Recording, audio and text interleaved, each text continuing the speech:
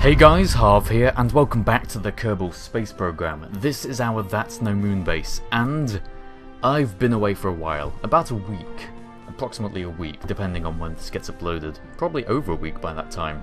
So where have we got to? Well, we've landed a significant number of utilities on the moon, we've landed a significant number, I say landed, I mean we've got a few things in orbit, or we did have until we deorbited them, so there should only be one bullseye station left in orbit. There is actually still, thinking about it, there is actually still a command pod somewhere. Can't see it on the tracking station. It must be... No, I actually can't see it. Yeah, no. No, I don't know where it is. We ejected a command pod because everything started spinning randomly, and there should be one floating somewhere in space, but I couldn't see it on the tracking station. Oh well, I probably missed it. And here is our base so far. Looking around, we've got lots of different things. We've got our moon tractor and our hangar and everything docked successfully together. Unfortunately, the hangar's kind of... I mean, it's doing its job, because there are lots of people who are like, oh, what use is a hangar on the moon? There's no atmosphere, there's no weather. And the response to that is, well, it's to dock everything together. And that's what we're using it for. But there are actually docking ports inside. What's this? There's some broken pieces, they'll destroy themselves eventually. There's actually docking ports inside the hangar that we're just not using. But that doesn't matter right now. Here we have the Kepi, or Kep Tech Refueling Station. I asked for a refueling station in the previous episode, and that is exactly what I got. I set the limit as 40 tons, and I had some complaints. Oh, how can I only use 40 tons? That's only enough for 2 big tanks. Then use 2 big tanks. Now the forums, the Kerbal Space Program forums, are actually down right now. Apparently Spaceport has experienced a major security breach. And that has taken down the forums, that has taken down... Has it taken down the main site? Let's find out. It has not taken down the main site. Okay. The reason I'm talking about this now, instead of focusing on the video, is because I want to find out some information about this module. There's not an awful lot to it. Submitted by Kepi Tech. That's all we really need to know. So, let us get over here to our space... to our runway, launch a rover that we have been using continuously for all the different things, and basically this is just going to go over and check whether and how well the rover standardized docking ports work. Bring it up slowly, and immediate attachment. It works extremely well, or at least it does on Kerbal gravity. But I like the way it's done it. It's a bicoupler on the end of a big tank, and if you twist it slightly, it does actually lift it up to the correct height, which is really, really nice. So, this is our simple 1 orange tank, 2 tanks of fuel. And this is the point at which I started realizing things have been going wrong. The symmetry is really kind of screwed up, and I don't know why. It has happened to a lot of things. I think it may be a bug with the fact that the parent part of this module is a fuel tank. There's no probe attached to it, there's no command pod on it. The original part is this fuel tank, and that's only possible recently. And I think that's been causing some issues in symmetry. Because you see, I can't just do 2 times symmetry or anything on the tanks, or even on this assembly that we're building here, these landing legs. Just can't do it. And I'm not entirely sure why. But yes, so in this episode, I've left in the entire building process. I thought I would, because it's quite interesting. This one actually trying to build a lander, or a transfer stage, and everything really. I mean, those nuclear engines are pretty efficient, but building a sky crane, the main thing, building a sky crane to land this fuel tank, it's quite an interesting process, especially with this symmetry problem I'm having. I have to build everything piece by piece by piece by piece. And yeah, can't use the cheats of symmetry that I'm so used to using. Well, so yeah, everything goes on with 1 time symmetry. And yeah, I go through a few different iterations with this sky crane, because I had in my mind I have different ideas about the extent to which I wanted to use it, such as, should I make it dockable? Should I do this? Should I do that? I don't think I end up doing any of that, actually. I'm not entirely sure. But Yep, that was a test for some reason.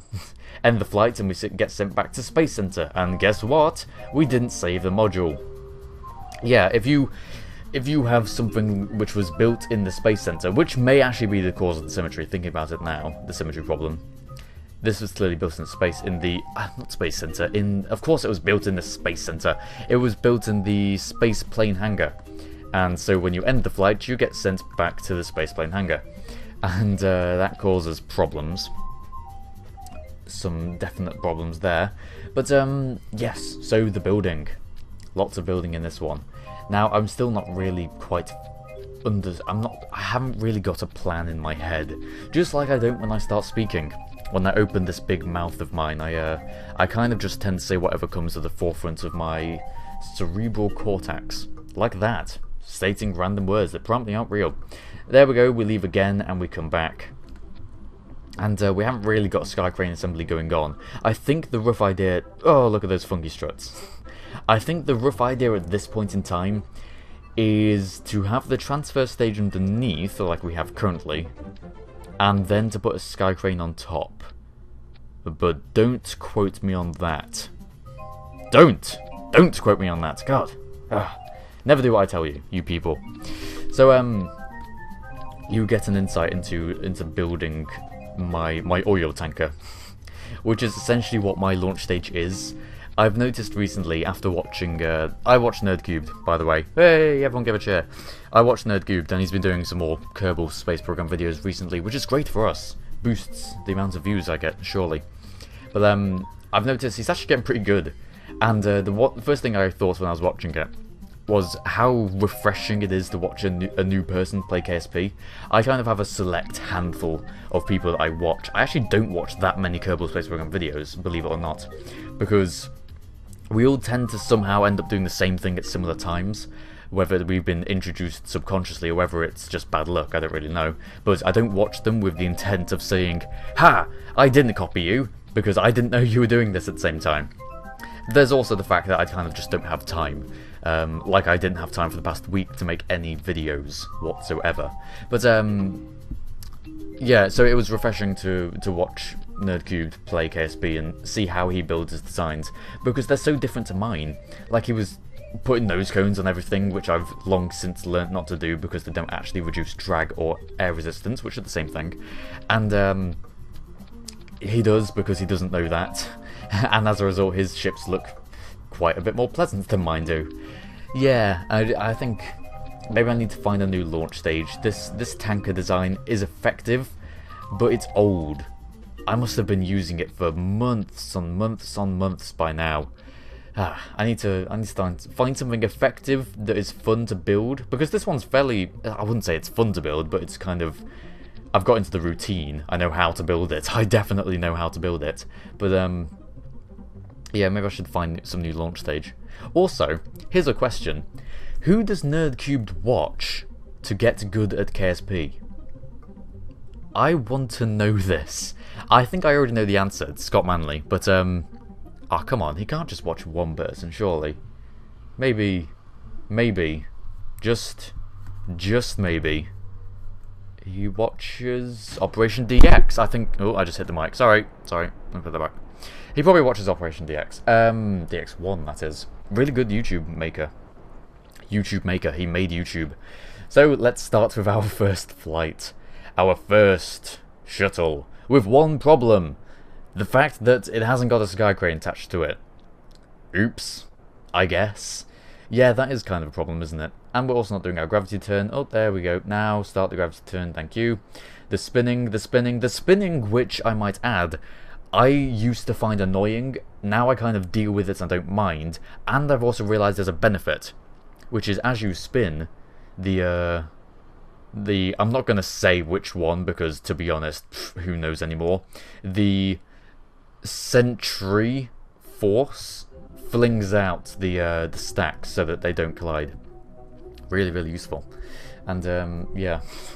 If you're thinking, why isn't he saying the correct word? It's because every time I say one, I know they mean different things, and I guess I'm just not down to scratch with which one means what, because as soon as I got an idea of which one actually does mean which, someone corrected me, And then next time, based on their advice, I said the opposite, and then someone corrected me. So presumably neither are actually real terms. They're actually just made up. They don't exist.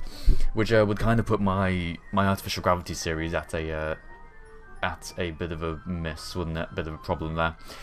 Kind of like we have a problem right now, which is that there's no way this thing is going to land, because it hasn't got any thrusters on its fuel tank, and the only stage that has got thrusters is the one we're currently using, which is going to run out of fuel by the time we get to the moon, and then the Poodle engine underneath the tank, which is underneath the tank, and thus the landing legs aren't going to support it.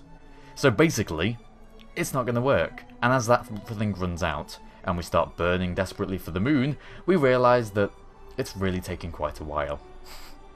This really weak Poodle engine.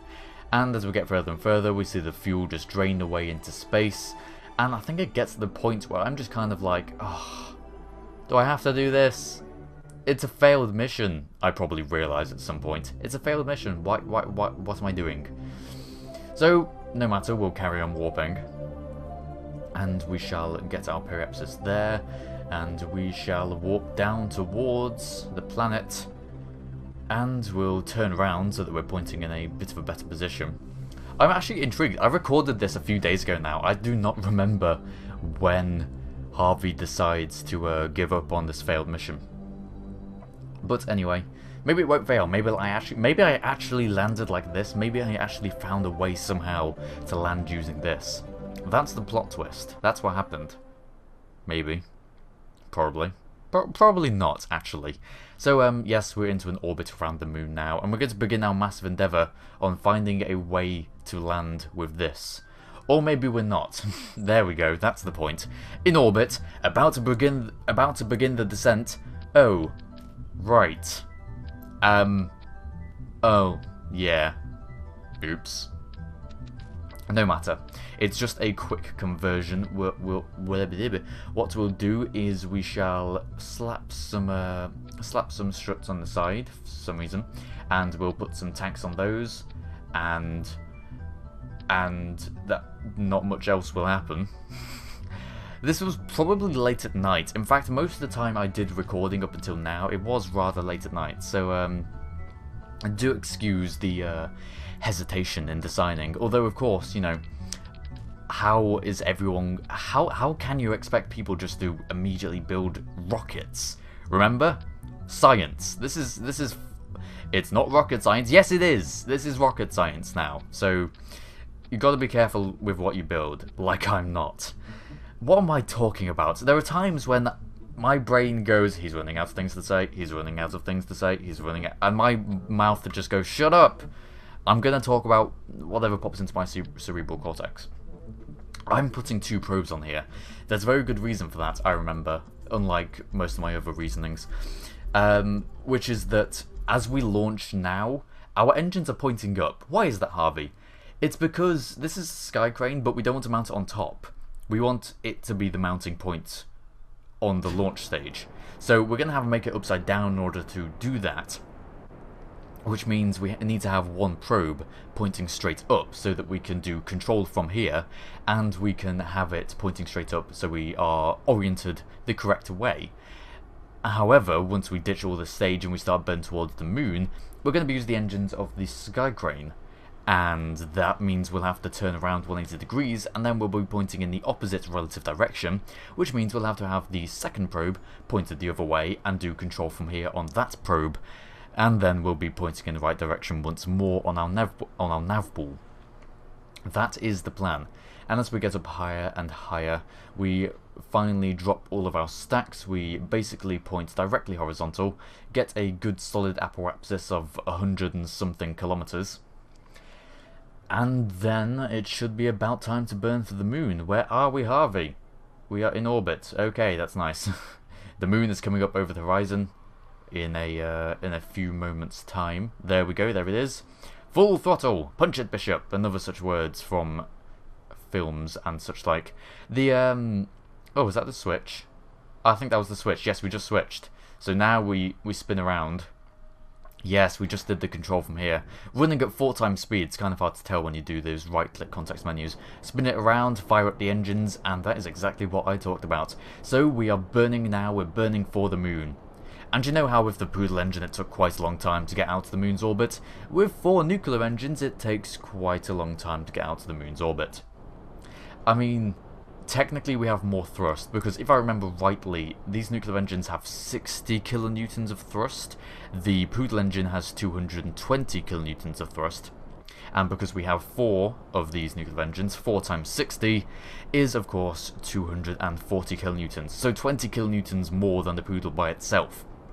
The difference being, the Poodle was carrying 1 half tank and the supply station.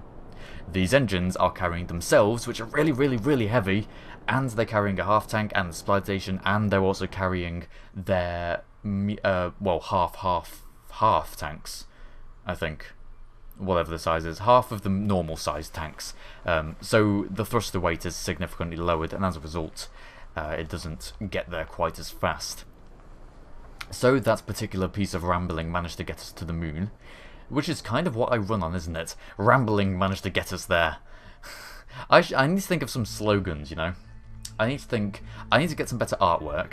That's important. In fact, there's actually... I've been thinking about including you guys in future things more, like kind of doing a resource... What's it called?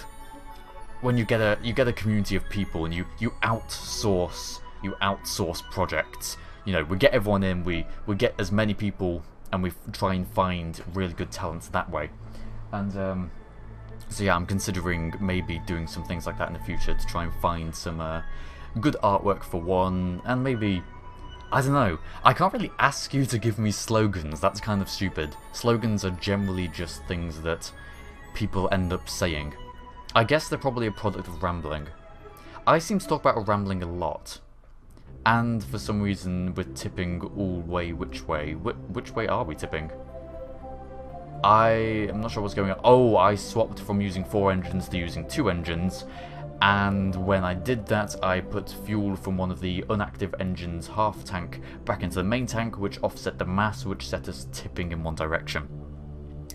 Maybe my slogan should be about rambling, because it is something I do a lot.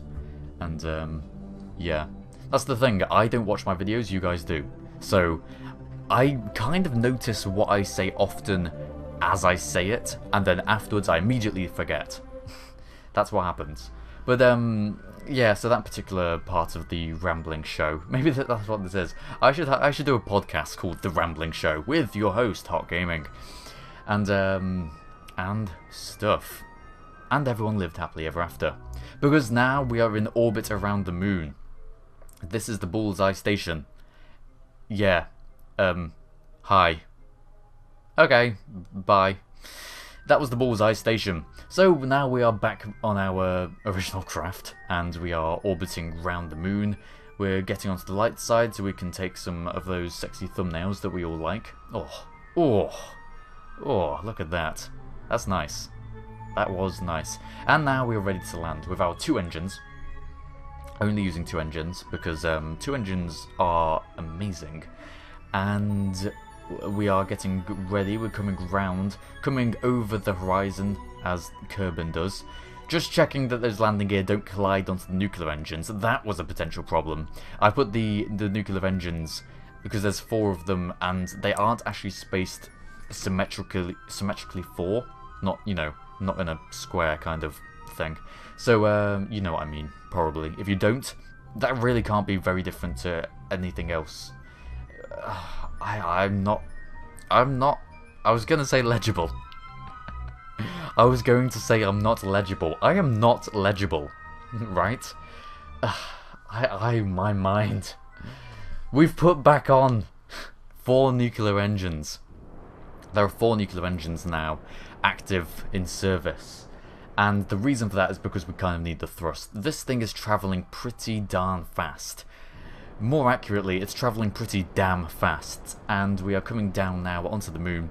Try and slow down periodically. The thing I found myself doing is I deorbit, set our trajectory down towards the target, and then I warp down halfway from the apoapsis to the ground, and then I burn retrograde until Apoapsis is where I am, and then I warp down halfway from Apoapsis to the ground, and I burn retrograde until the Apoapsis is where I am, and so on and so forth. Unfortunately, we've run out of fuel. No matter, we're carrying fuel. So we end up hacking into the supplies of our refueling station. Not particularly good. That wasn't really the idea. The idea, although I did get a really accurate landing, this is really close, but the idea is supposed to be deliver a full tank of fuel. I failed to do that, which means I suck. So we swap back and we are once again using 2 engines, which is just enough, just enough thrust to pull us back up. Only because we're venting fuel out into space to lighten the load. Ugh. It's a real bit of a mess, isn't it? But then again, 2 tanks of big fuel is a lot. We don't really have any massive fuel consumers on our base, so it's really not a massive deal if we use a little bit of it. But yes. So we're going to come over and land it now, and this is the point in the video where I need to think. What are we going to have next? I'm not sure. We've landed, we've got a fuel tank, we've got a beacon, we've got a cannon. Oh, was it the shuttle thing? Yes, that was it. I already decided what I want next. The forums are down, so you might have to wait a little bit until they come back up. It shouldn't be too long, hopefully. But I would like you, as we land with a bit of a crash, I would like you to submit me a shuttle in order to ferry Kerbals down from orbit and back up. It should be able to carry around maybe 4 Kerbals, and that's really all there is to it. There's more in-depth discussion and description on the forum page whenever that is back up, but I'll leave you for now. Thank you very much for watching this episode of our That's No Moon base. If you liked the video, please do like the video, and I shall see you all next time.